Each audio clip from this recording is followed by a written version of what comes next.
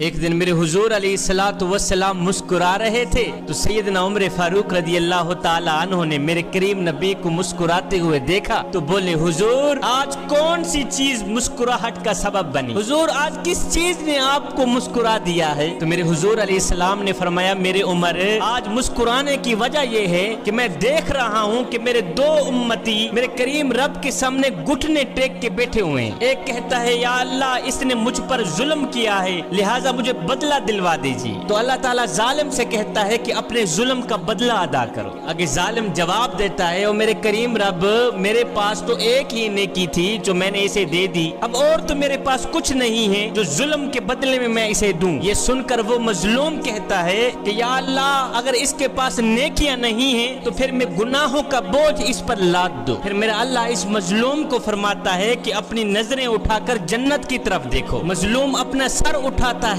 جب جنت کی طرف دیکھتا ہے تو اسے سونے کے بنے محلات نظر آتے ہیں، سونے کے گھر، چاندی کے گھر، ہیرے اور موتیوں سے بنے محل نظر آتے ہیں۔ ان میں سے ایک ایسا محل تھا جو سب سے بڑا ہی خوبصورت تھا۔ اس خوبصورت گھر کو دیکھ کر، اس خوبصورت محل کو دیکھ کر یہ مظلوم کہتا ہے یا اللہ یہ کس نبی کا گھر ہے، یہ کس صدیق کا گھر ہے، یہ کس شہید کا گھر ہے؟ میرا اللہ فرماتا ہے جو بھی اس کی قیمت ادا کرے گا یہ گھر اسی کو دے دیا جائے گا۔ یہ مظلوم کہتا ہے یا اللہ اس کی قیمت کیا ہے، یا اللہ اس کی قیمت کیا ہے؟ تو میرا اللہ فرماتا ہے جو بھی شخص اپنے بھائی کو معاف کر دے یہ گھر اسی کو دے دیا جائے گا۔ جو بھی شخص اپنے بھائی کو معاف کر دے یہ گھر اسے انعام کے طور پر دیا جائے گا۔ یہ سن کر یہ شخص کہتا ہے میں نے اسے معاف کیا، یا اللہ میں نے اسے معاف کیا، معاف کیا، معاف کیا۔ پھر میرا اللہ فرماتا ہے اے بندے اگر تو نے اپنے بھائی کو معاف کر دیا ہے تو پھر جا تو بھی اسی محل میں چلا جا، اپنے بھائی کو بھی ساتھ محل میں لے جا، تو بھی اسی خوبصورت گھر میں چلا جا، اپنے بھائی کو بھی اسی خوبصورت گھر میں لے جا۔ یہ انعام تجھے اس لیے دیا جا رہا ہے، یہ جزا تجھے اس لیے دی جا رہی ہے کہ تو نے میرے بندے کو معاف کر دیا، تو نے میرے بندے سے صلح کر لی ہے۔ میرے کریم نبی نے فرمایا اللہ سے ڈرو،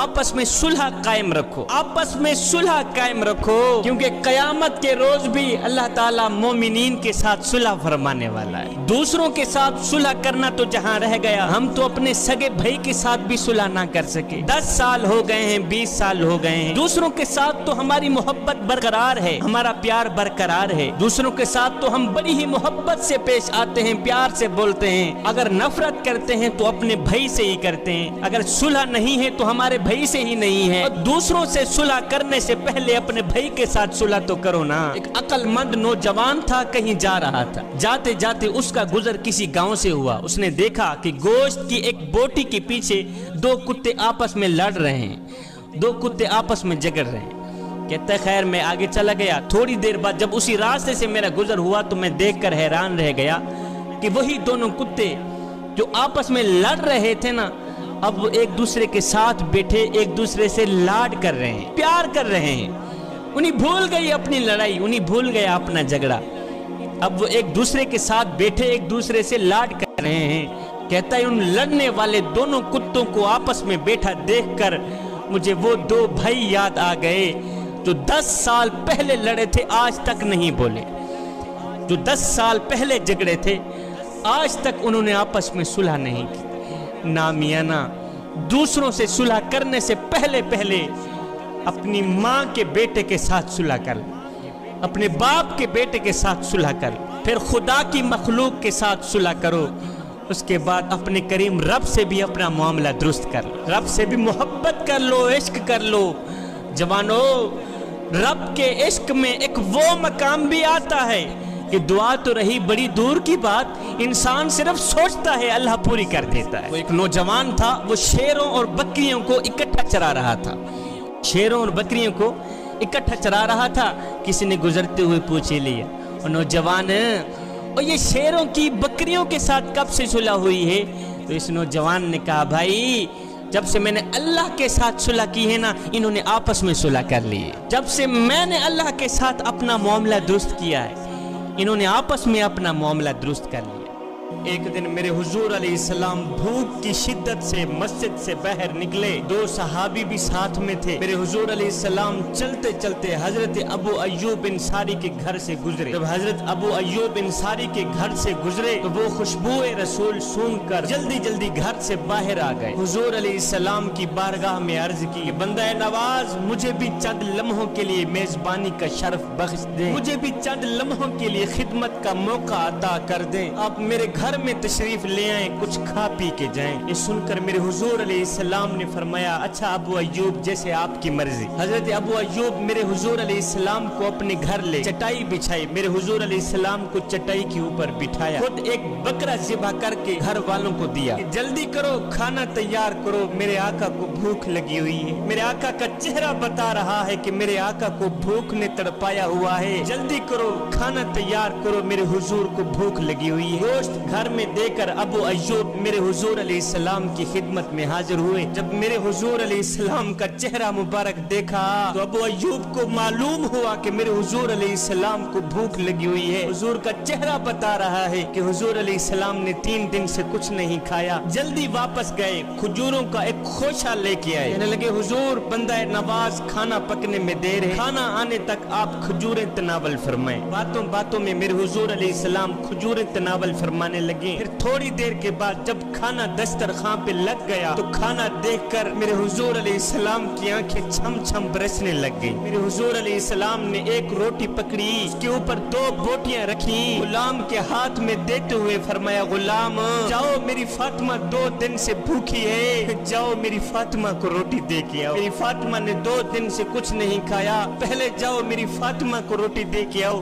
پھر میں کھاتا ہوں۔ مہینہ مہینہ گھر میں چولہا نہیں جلتا تھا، مہینہ مہینہ گھر میں کھانا نہیں پکتا تھا، لیکن اس کے باوجود بھی زبان پر کبھی شکوہ نہیں آیا تھا، زبان پر کبھی ناشکری کے الفاظ نہیں آئے تھے۔ جب میرے حضور علیہ السلام کی پیاری بیٹی سیدہ فاطمہ الزہرا گھر سے رخصت ہوئی تھی، آج تو بیٹیاں اپنے باپ سے خود جہیز کا مطالبہ کرتی ہیں۔ آج معاشرے کا ایک روگ یہ بھی ہے کہ لوگ غریب کی بیٹی کو جہیز نہ ہونے کی وجہ سے قبول ہی نہیں کرتے، جہیز نہ ہونے کی وجہ سے، غربت کی وجہ سے آج بیٹیاں گھر میں بیٹھی بیٹھی بوڑھی ہو رہی ہیں، لیکن دوسری طرف آج بیٹی بھی اپنے والدین سے مطالبہ کرتی ہے کہ میں نے یہ لینا ہے، میں نے وہ لینا ہے، اور بیٹے اپنے بوڑھے والدین کو کہتے ہیں کہ تو نے ہمارے لیے کیا کچھ چھوڑا ہے، تم لوگوں نے ہمارے لیے کیا کچھ چھوڑا ہے، کون سے بنگلے چھوڑ گئے، کون سی جائیدادیں چھوڑ گئے۔ تو آگے بوڑھے والدین، غربت سے سسکتے ہوئے والدین رو کر کہتے ہیں، بچوں ایسا کیا ہے، کیا اوقات سڈی سڈے کول ہے، کیا تے کو کیا دے سو، ایسا رول ملنگ ایسا آپ تو تنگ ہے گال صفا تے کو کیا دے سوں، ایسا بکھے پیاسے لوگ ہی سے سکو نہ ازما تے کو کیا دے سوں، ساڈے تا ساوی شاکر اپنے نہیں تو آپ نے ساتھ وہ کیا دے سو۔ آج دوسری طرف بیٹی بھی جہیز کا مطالبہ کر رہی ہے، میں نے آپ لوگوں سے یہ لے کے جانا ہے، میں نے وہ لے کے جانا ہے۔ اے اسلام کی مقدس شہزادیوں، اس منظر کو دیکھو کہ جب دونوں جہانوں کے مالک حضرت محمد مصطفیٰ صلی اللہ علیہ وسلم کی پیاری بیٹی سیدہ فاطمہ الزہرا کی شادی ہوئی تھی، جب آپ گھر سے رخصت ہوئی تھی، پتہ ہے جہیز میں کیا تھا؟ ایک مشکیزہ تھا، ایک چکی تھی اور ایک کھجوروں سے بنی چٹائی تھی۔ یہ ہے ان کا اثاثہ، یہ ہے ان کا جہیز، یہ ہے ان کا سامان، جو لے کے حضرت سیدہ فاطمہ الزہرا حضرت علی المرتضی شیر خدا کے گھر گئی۔ سیدہ فاطمہ الزہرا کی شادی کے بعد حضرت سیدنا علی المرتضی شیر خدا کے گھر جا کر بھی چکی پیس پیس کے گزر اوقات کی جا رہی، مشکیزہ کندھے پہ اٹھا اٹھا کے نشان پڑ گئے، چکی پیس پیس کے ہاتھوں پر چھالے پڑ گئے، سارا دن چکی پیستی، جب رات کو سکون کرنے کی باری آتی تو سیدہ فاطمہ الزہرا سوتی نہیں تھی، مصلی بچھا کے ساری رات اللہ کی عبادت میں مشغول ہو جاتی۔ آج کی عورت کہتی ہے میرے گھر کے کام کاج بڑے ہیں، میں نے یہ کرنا ہوتا ہے، میں نے وہ کرنا ہوتا ہے، میرے پاس وقت ہی نہیں نماز پڑھنے کا۔ میری بہن آؤ سیدہ فاطمہ الزہرا کی چوکھٹ پہ آؤ، پیارے بیٹے حسنین کریمین کی تربیت بھی ہو رہی ہے اور اپنے سرتاج حضرت سیدنا مولا علی کی خدمت بھی ہو رہی ہے، چکی پیس پیس کے آٹا بھی تیار ہو رہا ہے، مہمانوں کو کھانے بھی بھیجے جا رہے ہیں، اور جب رات پڑتی ہے سارا دن کام کرنے والی سیدہ فاطمہ الزہرا سوتی نہیں नहीं है। जब रात पड़ती है, जब सोने का वक्त आता है तो मुसल्ला बिछा लेती है, सारी रात मुसल्ले पे सजदे पे गुजार देती है। अर्ज करती है मेरे मालिक तेरी रातें इतनी छोटी हैं कि तेरी बंदी का ज़ौक़ बंदगी ही पूरा नहीं होता। मेरे मालिक अभी एक सजदा करती हूँ तेरी रात खत्म हो जाती है। मेरे मालिक एक रात तो इतनी बड़ी बना दे कि तेरी बंदी जी भर के तुझे सजदा तो कर ले। हाय ये है सैयदा फातिमातुज़ ज़हरा की इबादत, ये है सैयदा फातिमातुज़ ज़हरा के शब रोज अल्लाह के हुजूर सारा दिन रोजे में और सारी रात मुसल्ले पे गुजार देती हैं। एक दिन सैयदना अली जुल मुर्तजा शेर खुदा अपने घर में आए तो देखा सैयदा फातिमातुज़ ज़हरा के हाथों पे छाले पड़ गए।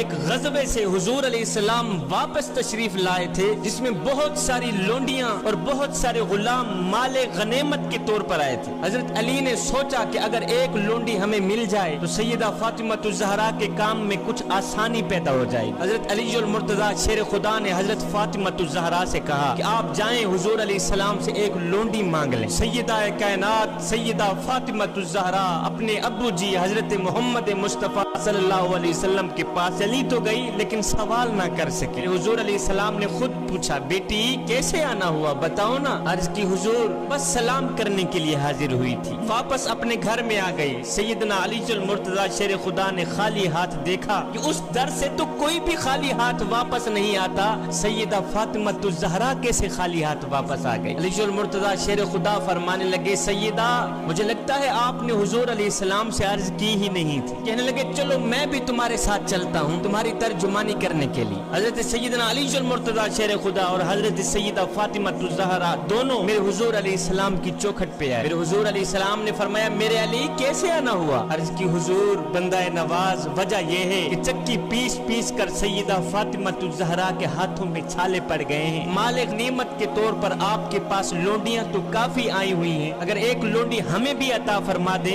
तो काम काज में आसानी बन जाएगी। अब हुजूर अलैहिस्सलातु वस्सलाम के सामने लोंडियों की कतारें लगी हुई हैं और बेटी एक लोंडी मांगने के लिए दरवाजे पे आई हुई है और हजरत अली सिफारिश कर रहे हैं। लगता तो ऐसे है कि उन्होंने एक मांगी हुजूर ने कई अता कर दी होंगी, लेकिन अगर आप तारीख पढ़ें तो हैरत होती है कि जब हजरत सैयदना अली जुल मुर्तजा शेर खुदा ने एक लोंडी मांगी तो मेरे हुजूर अलैहिस्सलातु वस्सलाम ने कसम उठाकर फरमाया मैं तुम्हें इन लोंडियों में से तो कुछ नहीं दूंगा, लेकिन मैं चाहता हूँ कि मैं तुम्हें इससे भी बेहतर चीज दे दूं। मैं चाहता हूँ मैं तुम्हें लोंडी से भी एक बेहतरीन चीज अता कर दूं। सैयदा फातिमातुज़ ज़हरा बोली हुजूर क्यों नहीं, अब्बा जान आप कुछ न कुछ अता करें ना। तब मेरे हुजूर अलैहिस्सलाम ने सैयदा फातिमातुज़ ज़हरा को 33 मरतबा सुबहान अल्लाह, 33 मरतबा अल्हम्दुलिल्लाह और 34 मरतबा अल्लाहु अकबर पढ़ने का इरशाद फरमाया। ये देकर फरमाया बेटी फातिमा ये तुम्हारे लिए लोंडियों और गुलामों से भी बेहतरीन चीज है। सैयदा फातिमातुज़ ज़हरा रज़ियल्लाहु ताला अन्हा रातों की तन्हाइयों में उठ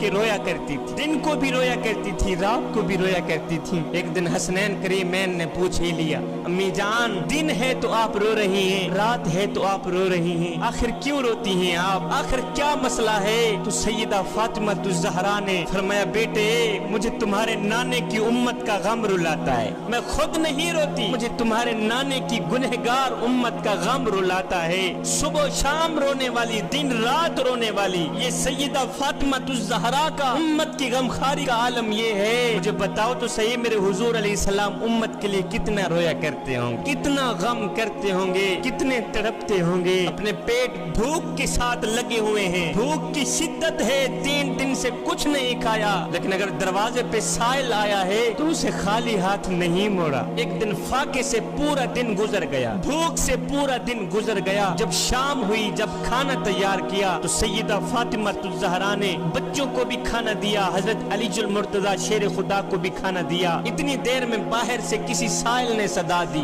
कि 2 दिन का भूखा हूँ खुदा के लिए मुझे एक रोटी दे दो, 2 दिन का भूखा हूँ खुदा के लिए मुझे एक रोटी दे दो। सैयदा फातिमातुज़ ज़हरा ने जब साइल की सदा सुनी तो अपने हिस्से की रोटी उठाई, अपने बेटे को देकर फरमाया बेटे जाओ मेरी रोटी इस भूखे फकीर को दे दो। अर्ज की अम्मी जान आप भी तो खाए ना, आप भी तो एक दिन की भूखी हैं। ये सुनकर सैयदा फातिमातुज़ ज़हरा ने फरमाया बेटे मैं एक दिन की भूखी हूँ मगर मेरे नबी का उम्मती 2 दिन से भूखा है, पहले जाओ 2 दिन से भूखे शख्स को ये रोटी दे के आओ। میں تو ایک دن کی بھوکی ہوں، جبکہ سائل نے، فقیر نے، مانگنے والے نے 2 دن سے کچھ نہیں کھایا۔